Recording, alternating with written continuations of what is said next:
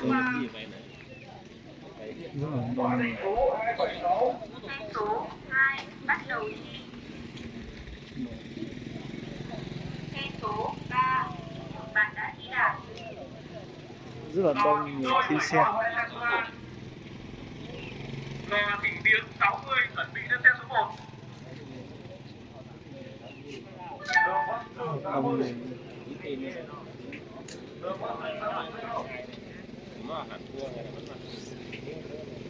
Đặt chân sớm lên. Xe số 1 bạn đã thi đạt. Số báo danh 72. Xe số 3. Xe số 3 bắt đầu thi. Xe số 3. Xe số 3.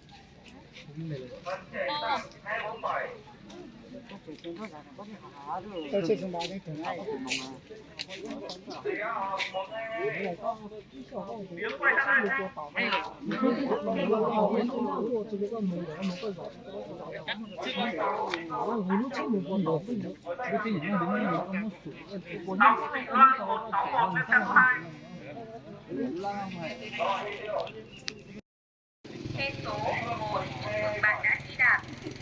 Cũng đặt luôn rồi. Số báo danh 200. Xe số 3. Xe số 3 bắt đầu thi. Đi vào bản đứng dưới này bấm lên. Lô Mạnh Đình Trần Minh Nhi lên xe số 1. Lô Mạnh Đình vào Thị B 221 lên xe số 2.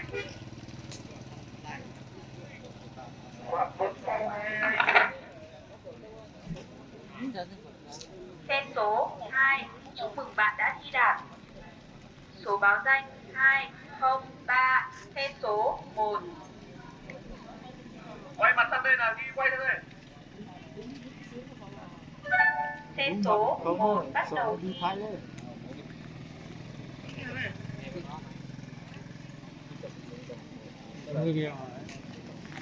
Số báo danh 201. Xe số 2. Mày nói cũng Thảo A Cầu 18 chuẩn bị lên xe số 3. Xe số 3 chúc mừng bạn đã thi đạt. Xe số 2 bắt đầu thi. Thảo A Cầu 18 lên xe số 3. Sùng A Vả 329 chuẩn bị xe số 1.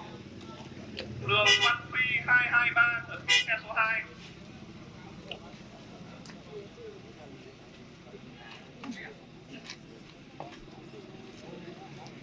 Số báo danh 18. Xe số 3. Xe số 3 bắt đầu thi. Xe số 1 chúc mừng bạn đã thi đạt. Xe số 3 xe bị chết máy.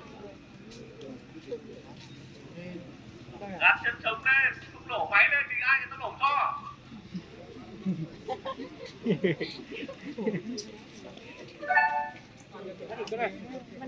Ai đi đâu?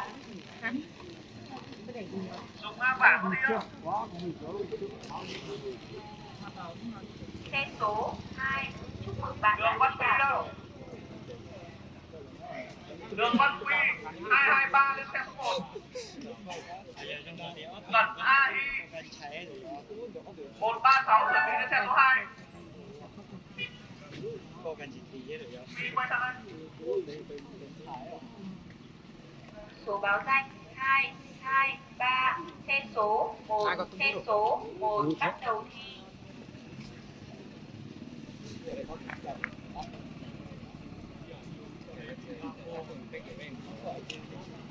Số báo danh 136. Xe số 2. Quay sang đây.